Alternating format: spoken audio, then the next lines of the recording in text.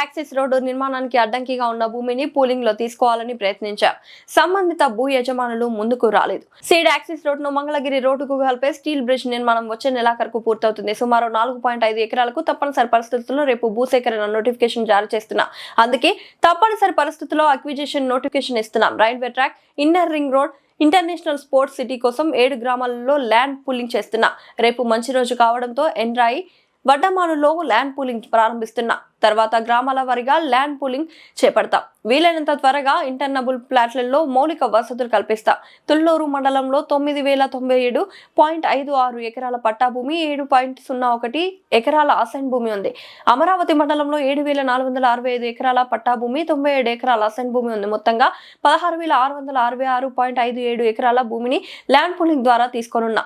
ఈ మొత్తం భూమిలో 2,500 ఎకరాలు మాత్రమే ప్రభుత్వానికి మిగులుతుంది. ఈ భూమిలోనే కొత్తగా ప్రాజెక్టులు చేపట్టనున్న కృష్ణా నది, ఔటర్ రింగ్ రోడ్, 16వ నెంబర్ జాతీయ రహదారి సెక్టార్ లో మాస్టర్ ప్లాన్ డిజైన్ చేస్తాం.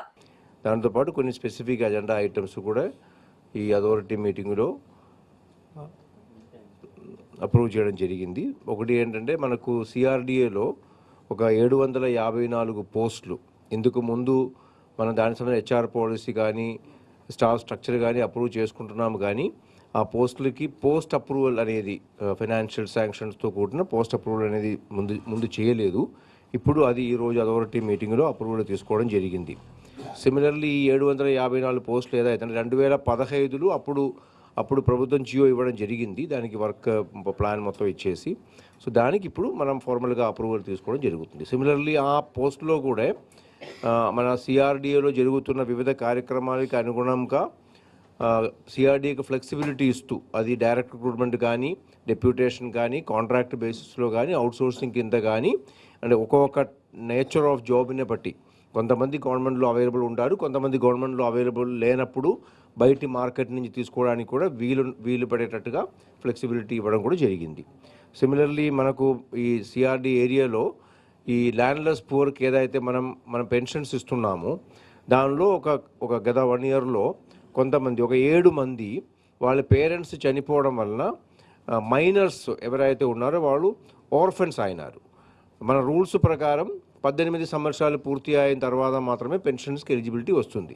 ఈ 7 ఎలా అంటే వాళ్ళు 18 సంవత్సరాల కంటే లోపడి ఉన్నారు, తక్కువ వయసు ఉన్నారు, కానీ వాళ్ళకి పేరెంట్స్ లేరు. సో వాళ్ళకు కూడా ఈరోజు అంటే వాళ్ళు మైనర్గా ఉన్నప్పటికీ కూడా మన రూల్స్లో అమెండ్మెంట్ చేసి, పెక్యులర్ సిచ్యువేషన్ కాబట్టి వాళ్ళు బోత్ ఫాదర్ మదర్ ఇద్దరు లేరు కాబట్టి మైనర్గా ఉన్నప్పటికీ కూడా వాళ్ళకి కూడా మనకు ల్యాండ్లెస్ పూర్ పెన్షన్ ఇవ్వడానికి కూడా నిర్ణయం తీసుకోవడం జరిగింది. ఒక 7 మెంబర్స్ ఉన్నారు. అలాగే సిమిలర్లీ మనకు అమరావతిలో రివర్ ఫ్రంట్కి అనుకొని ఒక మరీనా డెవలప్ చేయడానికి కూడా ఇన్ ప్రిన్సిపల్ అప్రూవల్ మనకు మన ఇప్పుడు ఉన్న కరకట్టకి అలాగే రివర్కి మధ్య ఉన్న రివర్ ఫ్రంట్ ఏరియాలో మరీనా డెవలప్మెంట్ కోసం కూడా 1 ఎకరం ల్యాండ్లో ఒక మరీనా ప్లాన్ చేయడానికి కూడా ఇన్ ప్రిన్సిపల్ అప్రూవల్ ఇవ్వడం జరిగింది. ఇంకొకటి చాలా రోజు నుంచి కొంతమంది రైతులు అడుగుతున్న ఒక సమస్య ఉంది. ఈ రోడ్ హిట్ అనే ఒక వాస్తు సమస్య ఉంది. రోడ్ హిట్ కేసులు కొంతమంది అడగడం జరిగింది.